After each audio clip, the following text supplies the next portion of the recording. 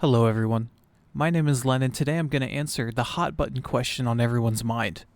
Is Final Fantasy XIV worth playing in 2023? Well, you see, as someone writing this at 4:30 a.m. on a cold February night in 2021, I am probably the most qualified person to answer this question. I do have to warn you that once you know the information contained in this video, you will never be able to unlearn it, thus making playing Final Fantasy XIV not worth it in both 2021 and 2022.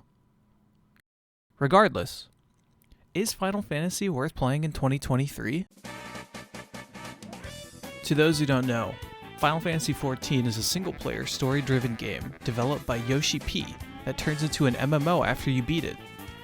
During your adventures, you will meet iconic Final Fantasy characters like Elf Boy, Waifu Bait 1, Waifu Bait 2, Horse, and Elf Boy. And you will take on enemies like Ascian, White Ascian, Don't Be Grandpa, and Titan. Oh my god, that's a lot of Titan. Whether you're looking for a story of political intrigue, or a bunch of cool anime characters doing cool things, or a minigame to see how fast you can skip cutscenes, Final Fantasy XIV's story offers a little something for everyone. Back in 2019, Yoshi released Shadowbringers, an expansion that added a story that made sense to normal people. If you like stories, you should play 14 just to watch Shadowbringers.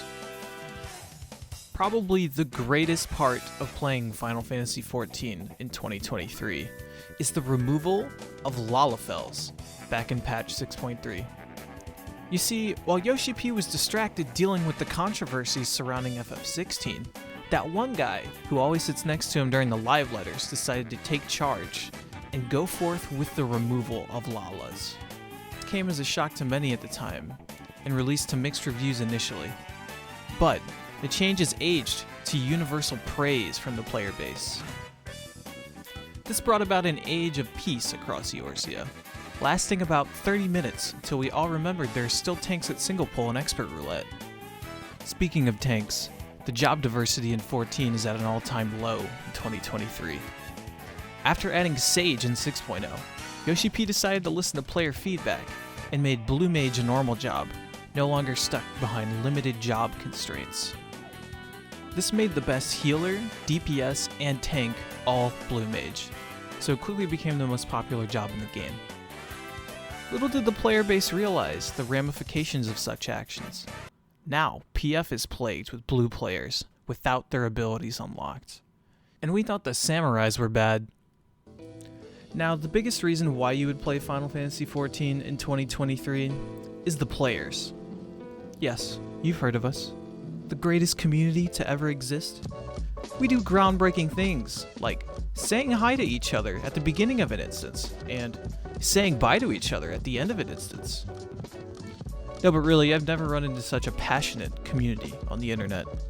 You will find people of all kinds, a whole slew of super nice weirdos. We got AFK Limzers, lore nerds, the raiders, the glamourers, the RPers, the talented people, the one guy that walks around the housing ward alone. Of course, the community isn't without its faults, and there will always be arguments and disagreements among people. But I can say with 100% certainty that in the last 2 years, I've met some of the greatest friends you can ask for while playing a game. Look, at the end of the day, it doesn't really matter if it's 2023, 2021, or 2069. If you're interested in this game, or any game, go play it. Life is short, and as long as there are people playing a game, it still has life to it. For God's sake, you don't have to look any further than FF11. And you can see that a game with a passionate community is worth playing. Don't let your time be decided by random strangers on YouTube. If you're interested in something, go try it. Well, after you hit the like button and subscribe to this channel. That's ironic. Thanks for watching. I'm gonna go. Another big reason people play 14 in 2023 is because they finally added Viera and Hrothgar headgear.